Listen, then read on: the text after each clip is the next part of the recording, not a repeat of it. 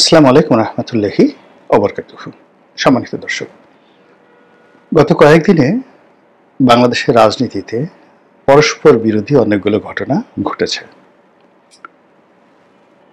ছাত্রদের এবং জনতার যে আন্দোলন, সে আন্দোলনে সরকার বাধ্য হয়েছে আওয়ামী লীগের যে কার্যক্রম, সে কার্যক্রম নিষিদ্ধ করার জন্য পরিপত্র বা অধ্যাদেশ জারি করার জন্য শর্ত সাপেক্ষে। আওয়ামী লীগের যে বিচার চলছে দল হিসেবে এবং আওয়ামী লীগ নেতাদের যে বিচার চলছে, বিচারিক যে কার্যক্রম যতদিন চলবে ততদিন পর্যন্ত আওয়ামী লীগ বাংলাদেশে কোনো রাজনৈতিক কার্যক্রম চালাতে পারবে না। এটা হলো যারা এই আন্দোলন করেছেন তাদের সফলতা। আর বলা হয়ে থাকে যে এই ঘটনার পেছনে সরকারের একটা নীল নকশা রয়েছে, সরকারের হাত রয়েছে, সরকারের ইঙ্গিতে এই কাজগুলো করা হয়েছে। তো এদিকে যখন এই কাজগুলো চলছে, ঠিক সেই সময়টিতে দেখা গেল যে জনাব সজীব ওয়াজেদ জয় তিনি মার্কিন যুক্তরাষ্ট্রের নাগরিকত্ব গ্রহণ করেছেন। আমরা অনেকেই তাকে খরচের খাতায় ফেলে দিয়েছিলাম।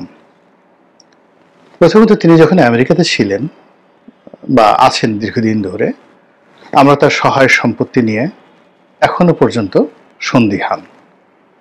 তার 1 লক্ষ কোটি টাকা আছে, 2 লক্ষ কোটি টাকা আছে, কেউ কেউ বলছে 10 লক্ষ কোটি টাকা আছে। এবং আমেরিকার মাটিতে 10 লক্ষ কোটি থাকা মানে এটা কল্পনাই করা যায় না। তারপরে তার নিজস্ব গল্ফ রিসোর্ট আছে, তারপরে তার এটা আছে ওটা আছে, মানে তাকে রীতিমতো ডোনাল্ড ট্রাম্পের চাইতেও সবচেয়ে বেশি ধনী আমরা তাকে বানিয়ে ফেলেছি। যদি ধরুন আপনি $1 বিলিয়ন অন অ্যাভারেজে 10,000 কোটি টাকা যদি ধরেন, তো 1 লক্ষ কোটি টাকা যদি থাকে তাহলে তার $10 বিলিয়ন আছে। আর যদি 10 লক্ষ কোটি টাকা থাকে তাহলে তার $100 বিলিয়ন থাকার কথা। তো যারা বলছি আমরা যে তার 10 লক্ষ কোটি টাকা বাংলাদেশ থেকে পাচার করে তিনি আমেরিকাতে নিয়ে গেছেন এবং পুরো টাকাটাই তার কাছে আছে। মোট 16 লক্ষ কোটি টাকা পাচার হয়েছে, 10 লক্ষ কোটি টাকা সে একা, বাকিটা শেখ রেহানা, তারপরে জয়ের যে খালাতো ভাই ববি, তার বোন পুতুল, এরা সবাই মিলে বাকি করেছে। জয় একাই 10 লক্ষ কোটি টাকা নিয়েছে। 10 লক্ষ কোটি টাকা মানে $100 billion. It means Ambani, Adani, Donald Trump, তারপরে জেব বাফোস, ঠিক এদের পর্যায়ে, মানে পৃথিবীর যে ধনী ব্যক্তিদের তালিকায় 100 জন ধনী ব্যক্তিদের তালিকায় তার নাম চলে আসার কথা। তো এরকম যখন আমরা প্রচারণা তাকে নিয়ে করেছি এবং এই সময়তে করেছি, হঠাৎ করে দেখা গেল তার কয়েকটা ছবি তিনি নিউ ইয়র্কের রাস্তায় ঘুরছেন। তার পরনে ছিন্ন কাপড় চোপড়, মুখে দাড়ি এবং চেহারা যথেষ্ট মলিন, এবং তিনি যে কোটটি পরে আছেন স্পষ্টতে আপনি দেখবেন যে খুবই কম দামের একটা কোট।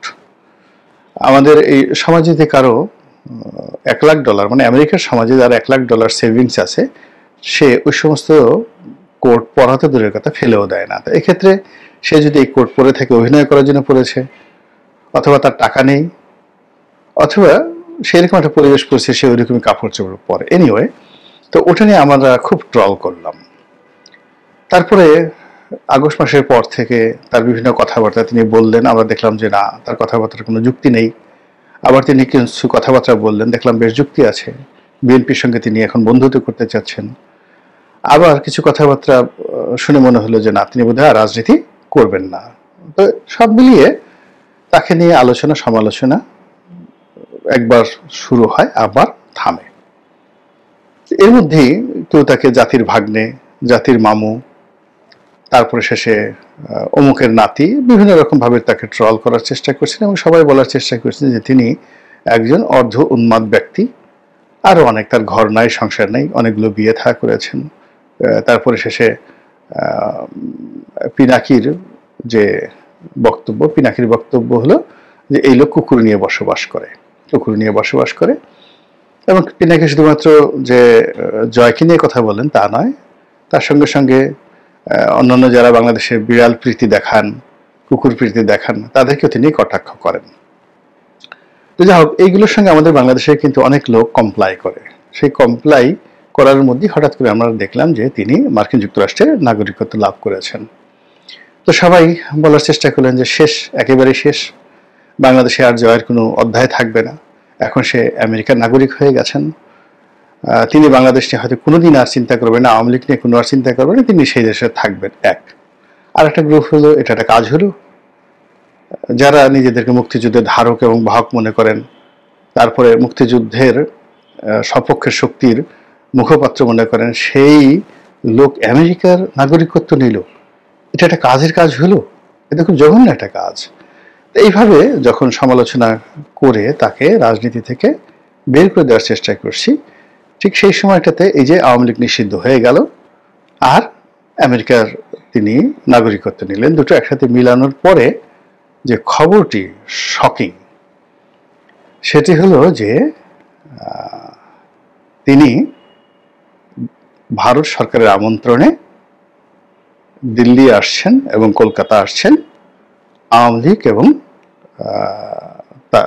নেতাকর্মীদের সাথে সাক্ষাৎ করার জন্য, এবং তার মায়ের সঙ্গে সাক্ষাৎ করার জন্য, তার বোন, অন্যান্য যারা আত্মীয় স্বজন রয়েছেন, এটা ভারত সরকারের আয়োজনে। আপনি বোঝার চেষ্টা করেন জিনিসটা কোথায় গেল এবং কি হতে গেছে। এখন তার যে এই যে মার্কিন নাগরিকত্ব, এটি নিয়ে আপনাকে নতুন করে চিন্তা করতে হবে যে তিনি হঠাৎ করে বাংলাদেশের নাগরিকত্ব ত্যাগ করলেন কেন। ত্যাগ করলেন এই কারণে যে বাংলাদেশ সরকার যে কোনো মুহূর্তে তার পাসপোর্ট বাতিল করবে, আর যদি পাসপোর্ট বাতিল করে দেয় তাহলে তিনি সঙ্গে সঙ্গে রিফিউজি হয়ে যাবেন, এবং ওই অবস্থায় ইচ্ছা করলে কোনো একটা দেশের নাগরিকত্ব গ্রহণ করা তার জন্য খুব একটা কঠিন একটা বিষয় হয়ে যাবে। যেভাবে শেখ হাসিনার পাসপোর্ট বাতিল করা হয়েছে, অনেকের পাসপোর্ট বাতিল করা হয়েছে। তো সেই দিক থেকে তার এই যে আমেরিকান পাসপোর্ট, এটি তার জন্য একটা শিল্ড। পৃথিবীর অনেক দেশে তিনি অবাধে বিচরণ করতে পারবেন কোনো রকম পাসপোর্ট ছাড়া, কোনো রকম ভিসা ছাড়া।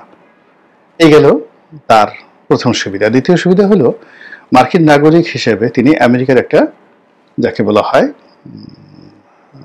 রক্ষা কবচ, আমেরিকাকে নিজের রক্ষা কবচ হিসেবে তিনি ব্যবহার করতে পারবেন। ভবিষ্যতে যখন তার দরকার হবে তিনি সঙ্গে সঙ্গে কিন্তু সেই আমেরিকান পাসপোর্ট ত্যাগ করে আবার বাংলাদেশের পাসপোর্ট নিতে পারবেন। যেমন আমাদের দেশের অনেক রাজনীতিবিদ, এখন ধরেন এই সরকারেরই তো অনেকেরই আমেরিকান পাসপোর্ট আছে, অন্তর্বর্তীকালীন সরকারের, বিএনপি সরকারের, তারপরে আওয়ামী লীগ সরকারের অনেকেরই আমেরিকান পাসপোর্ট ছিল।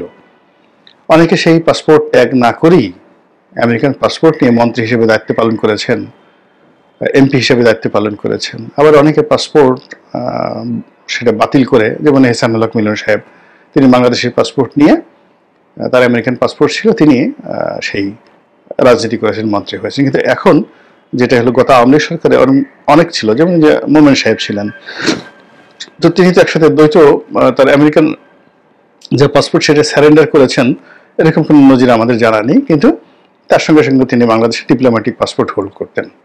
আবার এখন এই যে এখন খুব আলাপ আলোচনা হচ্ছে মার্কিন সরকারের মানে একেবারে ঘনিষ্ঠ কয়েকজন লোক, তাদের মধ্যে নিরাপত্তা উপদেষ্টা, তারপরে এই যে মানে সংস্কার কমিশনের যিনি প্রধান আলী রিয়াজ সাহেব, এরকম আরো অনেকেরই আমেরিকান পাসপোর্ট রয়েছে।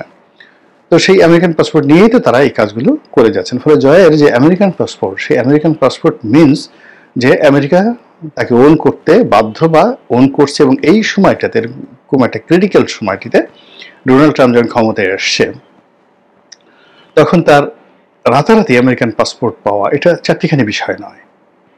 মানে এটার পেছনে অনেক কিছু আছে। দিল্লির কূটনীতি আছে, আমেরিকার কূটনীতি আছে, এবং সৌদি আরবের কূটনীতি আছে।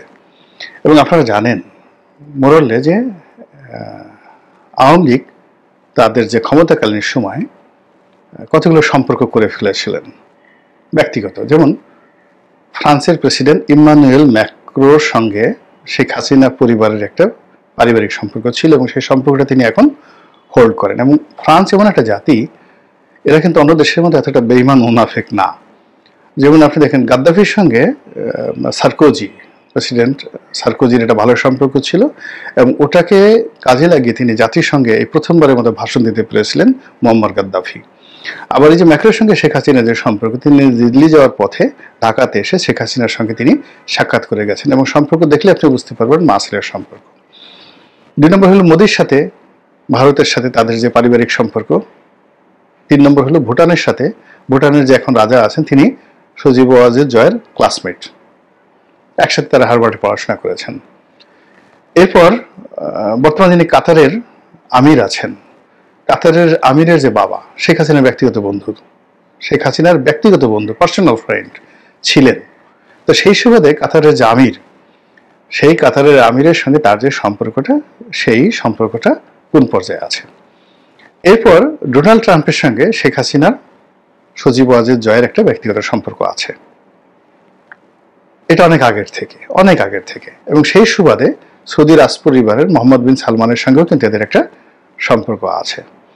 এটা যখন আমি একেবারে আওয়ামী লীগের ঘোর বিরোধী ছিলাম, অর্থাৎ ধরুন 2018 থেকে একেবারে 25 পর্যন্ত, এখনো আছি। তবে যেহেতু এখন আমি নিরপেক্ষভাবে কথা বলার চেষ্টা করছি, তো স্মরণ করে দিচ্ছি যে এই কথাগুলো আমি কিন্তু ওই সময়টাতে একাধিকবার বলেছি বিএনপিকে, যে আপনাদের যারা প্রতিপক্ষ তাদের যে একটা ইন্টারন্যাশনাল কানেক্টিভিটি আছে, যে সম্পর্কগুলো মানে একান্ত পারিবারিক হয়ে যায়, সেই সম্পর্ক যদি সেই পর্যায়ে আপনারা গড়তে না পারেন তাহলে কিন্তু হবে না। যেমন আওয়ামী লীগ চেষ্টা করেছিল, আওয়ামী লীগের কিন্তু আরো একটা সম্পর্ক, জাস্টিন ট্রুডোর সঙ্গে কিন্তু তাদের একটা ব্যক্তিগত পারিবারিক সম্পর্ক ছিল, কানাডার জাস্টিন ট্রুডোর সঙ্গে একেবারে ইন্টার পার্সোনাল রিলেশনশিপ। ঋষি সুনাকের সঙ্গে তাদের একটা পারিবারিক সম্পর্ক ছিল, ব্রিটেনের একেবারে পারিবারিক সম্পর্ক। আবার এখন যিনি রয়েছেন প্রধানমন্ত্রী, তার সঙ্গেও কিন্তু শেখ পরিবারের, অর্থাৎ শেখ রেহানা, তারপরে টিউলিপ সিদ্দিকী, শেখ হাসিনা, এদের একটা পারিবারিক সম্পর্ক আছে, এখন যিনি বর্তমান লেবার পার্টির প্রধানমন্ত্রী। তো এখন আপনি যদি এদেরকে মোকাবেলা করতে যান, তাহলে তো আপনাকে এর চেয়ে শক্তিশালী লোকের সঙ্গে আপনার সম্পর্ক রাখতে হবে। এবং তার দেখেন যেটা কি হলো, যে এই অল্প সময়ের মধ্যে তিনি আমেরিকার একটা পাসপোর্ট, এখন আপনি একটা আমেরিকার পাসপোর্ট বাংলাদেশে যে কোনো একটা লোককে চেষ্টা করুক তো জয়ের মতো, যে এরকম একটা দুঃসময়ে পড়ে হঠাৎ করে সে আমেরিকান পাসপোর্ট নিয়ে নিল, দেখেন কেউ পারেন কিনা। নিঃসন্দেহে এর পেছনে তাদের একটা লবিং কাজ করছে, প্ল্যান কাজ করছে, মাস্টার প্ল্যান করছে, এবং সেই মাস্টার প্ল্যানগুলোকে যদি আমরা কাউন্ট না করি, তাহলে আওয়ামী লীগের যে নেতিবাচক দিক, ধরেন তাদের থাবা, এই জিনিসগুলোতে আমরা বাঁচতে পারবো না। এবং এই কাজগুলো যখন একসাথে হচ্ছে, অর্থাৎ আমেরিকান পাসপোর্ট, জয়ের দিল্লিতে আসা, কলকাতাতে আসার খবর, তার সঙ্গে সঙ্গে আবার ঢাকা রাজপথে বিভিন্ন জায়গাতে আওয়ামী লীগের লোকজন মিছিল শুরু করে দিয়েছে, এবং তারা যথেষ্ট একটা মিছিল করছে। এটা আগের ভিডিও না, বর্তমান ভিডিও, এটা পরের ব্যাপার, কিন্তু এটাকে সোশ্যাল মিডিয়াতে এমন একটা ভাইব তোলা হচ্ছে যে পুরো বাংলাদেশ মানে এদের মিছিলে তছনছ হয়ে যাচ্ছে। এখন বাংলাদেশে যে চলমান সমস্যাগুলো আছে, সেই চলমান সমস্যা, তার সাথে সামনে ইলেকশন, সেই ইলেকশনের সাথে এই যে যে ঘটনাগুলোকে আমি বললাম, আপনি একটার সঙ্গে একটা মেলান, মিলিয়ে তারপর সামনে নির্বাচনের কথা চিন্তা করেন, রাষ্ট্র পরিচালনার কথা চিন্তা করেন, সুখে শান্তিতে থাকার কথা চিন্তা করেন, আগামী দিনে ভারত বাংলাদেশ সম্পর্কের কথা চিন্তা করেন। এবং এই যে এখন দেখেন স্থলপথে আমাদের যে এক্সপোর্ট হতো ভারতে, সেই এক্সপোর্টটা স্থলপথে তারা বন্ধ করে দিয়েছে। যেখানে 90% পণ্য বাংলাদেশ থেকে গার্মেন্টস পণ্য শুল্কমুক্ত সুবিধায় ভারতের বাজারে যেত, সেই সুবিধাটা ভারত বন্ধ করে দিল। এখন আপনি এটা মোকাবেলা করবেন কিভাবে? এবং এটা কি আমি নাকি তেল দিয়ে ঘুমাবো? ইম্পোর্ট বন্ধ ভারতের সাথে, এক্সপোর্ট বন্ধ, ভারতের যে বন্দরগুলোকে আমরা ব্যবহার করতাম সেটা বন্ধ, রেল বন্ধ, লঞ্চ যোগাযোগ ছিল বাংলাদেশ থেকে ডাইরেক্ট লঞ্চে করে কলকাতাতে চলে যাওয়া যেত হলদিয়া বন্দরে, তো এই জিনিসগুলো সব বন্ধ হয়ে গেছে। তো বন্ধ হওয়ার পরে এমনকি যে আদানির যে বিদ্যুৎ, আমরা বলছি যে আমরা আদানির বিদ্যুৎ নেব না, এখন আদানি যদি বিদ্যুৎ বন্ধ করে দেয়, তারপর শেষে এই যে আমাদের যে সুন্দরবন, তারা একটা যে বিরাট করছে, বিদ্যুৎ কেন্দ্র করছে, কয়লা ভিত্তিক রামপাল বিদ্যুৎ কেন্দ্র, সেটা যদি তারা বন্ধ করে দেয়, তাহলে আমরা কোথায় যাব? রাশিয়ার সঙ্গে আমাদের যে চুক্তি আছে, সেই চুক্তির আমাদের জন্য এখন রীতিমতো একটা গলার কাটা হয়ে যাবে যদি রাশিয়া এই মুহূর্তে সেই চুক্তিটা থেকে ফিরে যায়। আর সে মতো একটা বৃহৎ শক্তির সাথে আমরা পারবো না।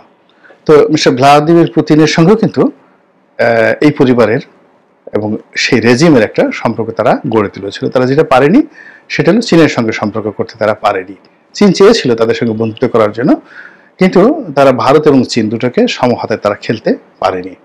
কিন্তু আমেরিকার সঙ্গে কিন্তু তাদের একেবারে শেষ সময় পর্যন্ত সম্পর্ক ছিল। আমেরিকা তাদেরকে যে চাপটা দিয়েছিল সেটা হলো এই যে এখন যে মানবিক করিডোরের কথা বলা হচ্ছে, সেন্ট মার্টিন দ্বীপের কথা বলা হচ্ছে, চট্টগ্রাম বন্দরের কথা বলা হচ্ছে, এটা আমেরিকা সেই 1971 সন থেকেই তারা কিন্তু এটা চেয়ে আসছে। আওয়ামী লীগ এই জিনিসগুলো কখনো দেয়নি। এখন ডট মিলান, একটার সাথে একটা ডট মিলানোর পরে সিদ্ধান্ত নেন যে আমরা কোন দিকে যাচ্ছি, কি করছি এবং কোথায় আছি।